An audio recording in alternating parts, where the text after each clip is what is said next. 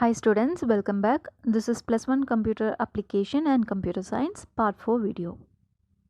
Before getting into the video, please do subscribe. So let's recall the previous topic. We have discussed about input devices, and in this class you are going to learn about output devices and booting of computer. Monitor. Yes, now we are going to discuss about monitor. It is a most commonly used output device to display information. It looks like a TV. So look at the picture. Yes, this is actually called as a monitor. So pictures on the monitor are formed with picture element called pixel. So if you zoom in the picture, you can easily find the pixels. So look at this picture and only this part is zoomed in. So you can see a small square boxes holding different colors. Yes, they are called as pixel. It is the smallest unit of a picture. So a monitor may be either monochrome, that is, a monitor which is capable of displaying only with the two colors, either picture or text. It will be only with two colors, mostly black and white, or it can be with multiple colors. Yes, look at this picture. So this monitor is capable of displaying pictures in different colors. There are many types of monitors available, and the first one is cathode ray tube. So this is actually cathode ray tube monitor. It will be big in size and it consumes more electric power, and they reduce the size of the screen and they have created LCD monitor, that is liquid crystal display. So look at the screen, it is flat enough and it works with liquid crystal. And the third monitor is LED monitor, that is light emitting diode. So this also looks similar to LCD monitor. So the monitor works with VGA card, that is video graphics array card. And here it is, the socket is here. That is a cable from the monitor is connected to the CPU through this card. So usually the recent motherboards do have this video graphics array card as a built-in one. So look at this card.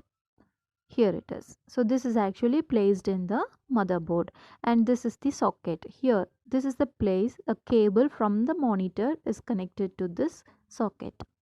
And this video graphics card helps a keyboard to communicate with the screen. So as you type, everything will be displayed on the screen. So this is the main reason. This video graphics card is the main reason behind that.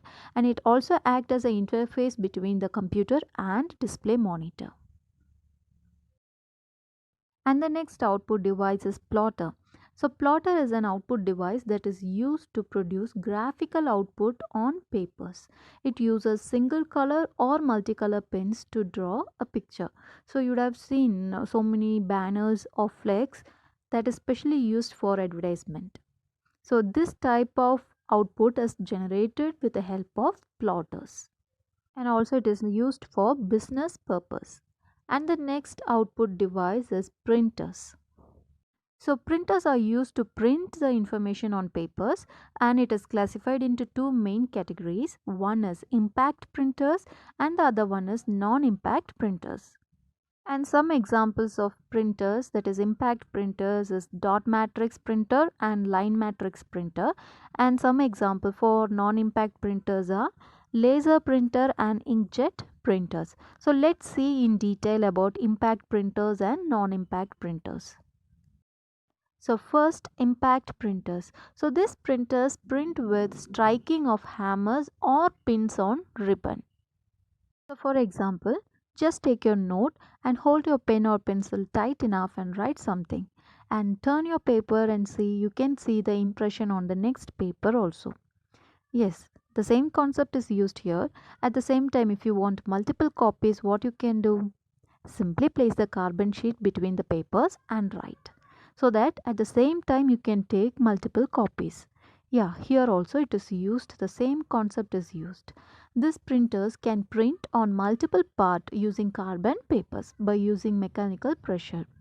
So look at the printer. This is what the printer. Here two papers are there, in between we do have carbon sheet. So one original and one copy you can get. The name of this printer is dot matrix printer. It is an example of impact printers. So this printer that prints using fixed number of pins or wires, and this wire or pins, they are made up of tiny metal rod, and it is capable of printing one line of text at a time. The speed of this printer is from 30 to 1500 character per second. So the maximum speed of this dot matrix printer is 1550 character per second. And look at the next picture. This is line matrix printer. And this line matrix printers use a fixed print heads for printing, and it builds up a line for text by printing lines of dots. It is completely made up of dots, and this line printer's maximum speed is 1000 lines per minute. It can print 1000 lines per minute, resulting in thousands of pages per hour. So this is the maximum speed of this machine. The difference between dot matrix and line matrix are very simple. Dot matrix are capable of printing character by character, that is alphabet by alphabet, and line matrix is capable of printing a single line at a time, that is multiple characters. It is capable of printing multiple characters. And the next one is non-impact printers. So these printers do not use striking mechanism for printing. Instead, they use electrostatic or laser technology, and the quality and speed of these printers are better than the impact printers, that is the previous printers. So let us see some of the examples of non-impact printers, and the first one is laser printer. Yes, this device is actually called as laser printer. So let's see how it works. So laser printer makes laser beam scan back and forth across the drum inside the printer, and that is how it builds the pattern. So look at this picture. This is the drum present inside the printer, and the laser beams just pass across the drum so that the pattern is created. So this is how printout is taken, and it can produce very good quality of graphic images. And here the measurement, that is the resolution, is measured with dots per inches. Here this device is capable of producing 1200 dots per inches, and approximately it can print 100 pages per minute, that is ppm. And the next one is inkjet printer. Here we use different colors, that is yellow, magenta, cyan and black. So let's see the working of this inkjet printer. Yes, they use different color cartridge which combined magenta, yellow and cyan inks to create color tones, and the black cartridge is also used for monochrome output. Monochrome means only single color, so only black color will be there in the printout sheet, and it works by spraying ionized ink at the sheet of paper. And the speed of this printer is from 1 to 20 ppm, that is page per minute. So this is the final output. We do get the color prints like this. Maximum photos are taken in photo sheets. And the next output device is speaker. Yes, speaker can produce voice output, that is audio. Using speaker along with speech synthesis software, the computer can produce voice output. Yes, we all know the use of speaker. It is used to produce the voice or audio louder enough, and it is commonly used in crowded places like airlines, schools, banks, railway station and etc. So mic is an input device that is used to capture all the sound, and speaker is an output device that is used to produce voice output or audio. And the last output device is projectors, that is multimedia projectors. Yes, multimedia projectors are used to produce computer output on a big screen. So instead of monitor, we can use projector to see all the data in a big screen. So these are used to display presentations in meeting halls or in classrooms. So you just look at this picture. This is what the use of projectors. Here we do have the computer setup, and instead of monitor we have the projector. It is replaced, so the visual effect is seen in very big screen. These big screens are used to display presentation in meeting hall or classroom. Look at the position of the projector. Yes, it is always placed at the top so that it will not be a disturbance for the audience. We do get a clear picture in this big screen. And the last topic of today's class is booting of computers.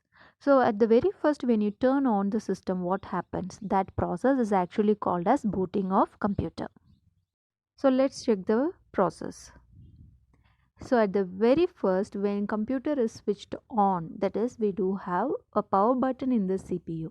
So when that is pressed, at that time there is no information in its RAM. At the same time, ROM memory they do have pre-returned program that is actually called as post power on self test. It will be executed first. This process checks whether all the devices like RAM, keyboard, mouse, monitor, printer, and all the peripheral devices attached to the CPU are in working condition or not. This is the very first step. If these are ready, if this all these devices are ready, then the BIOS, that is basic input and output system, gets executed. That process is actually called as booting. And after all the process, you can see the desktop. This is how the system turns on. So these are the four steps involved in booting process. Let's check once again. If the keyboard, mouse, monitor, RAM, all these devices are ready and if they are connected properly, then basic input output system gets executed. This process is actually called as booting. And thereafter a program called Bootstrap Loader transfers OS from hard disk into main memory, that is from ROM to RAM. And here we do have two types of booting process. First one is cold booting, that is when a user press the power button and when it is starts from initial state, it is actually called as cold booting or hard booting. And the second one is warm booting, when the system gets restarted or when restart button is pressed, it is said to be warm booting or soft booting. So we have learnt about output devices and booting of computer. So that's all for today. Thank you.